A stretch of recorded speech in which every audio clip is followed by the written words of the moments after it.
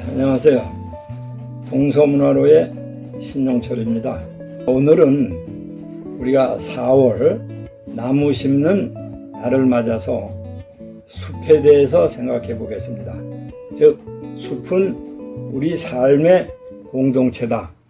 그런 쪽으로 생각을 해봅니다. 사실 우리가 살면서 나무는 날마다 대하는데 나무나 숲이 없는 주변을 상상해 보십시오. 얼마나 각박한가. 사실 인간은 땅 위에서 살지만은 나무는 땅 속에서 나와서 우리와 공기 중에서 같이 살고 키도 우리보다 더 크고 또 많은 경우에 우리보다 오래 살고 대단히 우리 생활에 있어서 공동체고 우리보다 더 영속적이다 하는 생각도 할 수가 있습니다. 4월 5일이 식목일입니다. 우리가 모두 다 잘 알고 있습니다. 식목일의 유래는 아주 오래전부터 식목일이라는 이름이 아니고 친경일, 국왕이 직접 농사를 짓는 일로서 선농당 같은 데서 시행이 됐다가 특히 우리 땅에 대한민국이 있으면서 식목일로 날짜도 여러 날로 생각하다가 4, 5일로 확정이 돼서 지금도 4월 5일로 시행이 됩니다. 물론 너무 늦다 하는 얘기도 있지만은 아직까지는 4월 5일이 식목일입니다. 나뿐만 아니라 누구나 그렇겠지만은 주변에 나무와 함께 살았다고 할 수 있습니다. 제가 중고등학교 시절은 유네스코 문화유산 산림지역으로 지정이 된 광릉숲에서 자랐기 때문에 숲은 대단히 익숙해져 있습니다. 특히 당시 우리나라에서 하나밖에 없었던 산림고등학교를 다녔기 때문에 다니는 중학교서부터 6년 동안은 나무를 심는 것은 특히 4월은 그것이 하나 생활화가 됐던 기억이 납니다. 그럼 그 시대에 우리나라는 전쟁이 끝나고 나서 국토의 65%가 산림인데 산이 아주 몹시 황폐해서 홍수가 나고 가뭄이 심했습니다. 그래서 나무 심는 것을 장려해서 우리가 70년대부터 애립녹화, 산림녹화를 굉장히 열심히 추진했기 때문에 한 4, 50년 동안에 산을 푸르르게 해서 그것은 아마 세계 역사에 있어서도 4, 50년의 짧은 동안에 전 산림을 푸르게 했다는 것으로 지금 유네스코의 문화유산으로 신청 중에 있는 것으로 알고 있습니다. 이러한 산림녹화의 대단한 공적을 기념하기 위해서 광릉 수목원에 가면 녹화 기념탑을 세웠습니다. 그리고 여기서는 앞으로 2101년에 현재의 산림을 보여주기 위한 타임캡슐이 있다고 합니다. 광릉의 숲은 우리나라에서 500여 년 동안 지속적으로 성장 관리해온 아주 유명한 숲입니다. 여기에 사진을 하나 보시겠습니다. 우리가 광릉숲 수목원이 있는 데 모습입니다. 또 하나의 사진은 바로 길 옆에 있는 수백 년 된 전나무들이 서 있는 모습입니다. 지금 말씀드린 광릉의 숲을 얘기한다면 광릉 수목원이 있고 거기에 산림박물관도 있고 다른 데서 볼 수 없는 육림호입니다. 숲을 기르는 호수다. 그래서 주봉인 소리봉 밑에 물이 있고 그래서 그 주변을 산책하는 것은 아주 대단히 좋은 관광지로서 휴양지로서 유명합니다. 저는 중고등학교에 산림고등학교를 다녔는데 그 당시 우리의 교장 선생님은 아리랑에다가 작사를 바꿔서 했는데 제가 한번 읽어보겠습니다. 배워야 할 것은 오랑캐 병정, 배워서 몹쓸 것은 어린 나무, 아리랑 아리랑 아라리요 아리랑 고개에 나무를 심어. 그래서 우리는 열심히 부르던 생각이 납니다. 그 다음에 우리가 누구나 다 아는 얘기지만은 숲의 가치와 효용성이라는 것은 아무리 얘기를 해도 지나치다고 할 수가 없습니다.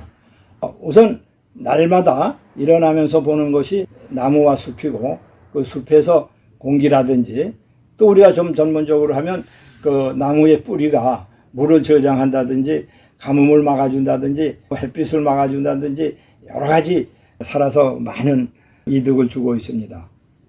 그러나 나무는 살아서뿐만 아니라 죽어서도 목재로서 우리가 목재 나무가 없는 건축 자재라든지 상상할 수가 없지 않습니까? 이제 그래서 어떤 임학자는 그런 얘기를 합니다. 나무는 싹이 나면서 꽃이 피고 또 꽃을 한번 피우고 열매를 맺고 가을에 단풍으로 꽃을 피고 겨울에는 흰눈으로 꽃을 핀다. 그래서 4번, 5번 꽃을 핀다고 얘기하는 것을 본 적이 있습니다. 대단히 의미 있는 얘기라고 생각합니다. 어느 나라마다 나름대로 산림을 보호하고 조림을 하기 위해서 애를 씁니다만은 우리가 특히 일본, 독일 이목국가로서도 대단히 알려졌습니다. 또 뉴질랜드 같은 나라는 적어도 국가 소득의 5%가 나무에서 온다고 할 정도까지 굉장히 산림 정책이 아주 성공적인 나라라고 할 수가 있습니다. 저는 역사가 전공입니다만은 역사의 철학자들이 대개 인류 역사의 시대를 구분할 때 나무에다 비유를 합니다. 나무에서 싹이 트고 그것이 자라고 그 다음에 열매를 맺고 그 다음에 죽는다. 그냥 문화의 발전 단계를 우리가 한 나라의 발전 단계도 그렇게 보는 겁니다. 유명한 역사학자로서 독일의 슈팽글러라든지 영국의 유명한 토인비 교수 같은 분들이 그런 주장을 해왔습니다. 그러면 현재 우리나라의 숲은 어떤 상태인가? 일반적으로 너무 늙고 관리가 되지 않은 숲이다. 그렇게 얘기를 하기도 합니다. 우리나라는 50년이란 짧은 동안에 숲을 가꾸고 녹화하는 데 성공을 했지만은 그 나무는 자랐지만은 그 나무의 관리가 제대로 안 돼서 수종을 바꾼다든지 그 나무에서부터 오는 효용가치, 숲속의 길이 제대로 나 있지 않아서 화재가 난다든지 관리하는데 어려움이 있다고 그럽니다. 그리고 특히 요즘에는 병충해들이 많아서 나무가 상하는데 그에 대한 관리도 해야 돼요. 며칠 전에 불국사 앞에 그 좋은 소나무들이 망가진다는 것을 본 적이 있습니다. 더구나 우리가 아파트 공화국이라고 하는 시대에 있어서 이 숲의 관리 그리고 숲의 효용성은 점점 더 커지고 또 시급하다고 할 수가 있습니다. 산림 정책적으로 그럼 어떻게 해야 되겠느냐? 나무를 심고 아끼고 하는 것도 대단히 중요하지만은 심은 나무를 어떻게 관리하며 또 어떻게 효용성 있게 써야 되느냐? 그것은 대단히 중요한 문제라고 생각합니다. 또 심은 나무도 될 수 있는 대로 가치가 큰 상품성이 있는 그런 나무를 심는 것이 좋다고 합니다. 그 다음에 임도를 대폭적으로 확충해서 자동차도 다닐 수 있고 자전거도 다닐 수 있고 또한 일반적으로 생활에서 쓸 수 있으면 대단히 좋을 거로 봅니다. 우리가 50년의 푸른 숲을 만들었던 그런 노력과 경험을 가지고 우리가 앞으로 제2의 새로운 산림 정책을 시행하는 것이 좋지 않겠나 그런 생각을 합니다. 그러면 우리가 산림 정책을 시행하는 면에 있어 한번 생각을 해봅니다. 요즘에 어느 일간지에서 그린 스완이라고 해서 기후가 갑자기 변화하고 지금 이러한 시대에 있어서 임업정책, 나무, 숲을 어떻게 가꿔야 되느냐 하는 문제를 본 적도 있습니다. 그런 문제는 숲은 많이 가꾸면 가꿀수록 좋지 않냐 하는 생각을 합니다. 요즘에 신문을 보니까 광주광역시에서 아주 숲을 잘 조성하고 그 안에 아파트를 짓는 그런 모습을 보았습니다. 그 아파트 안에 8개의 테마숲과 11개의 마을숲을 만든다는 것도 봤습니다.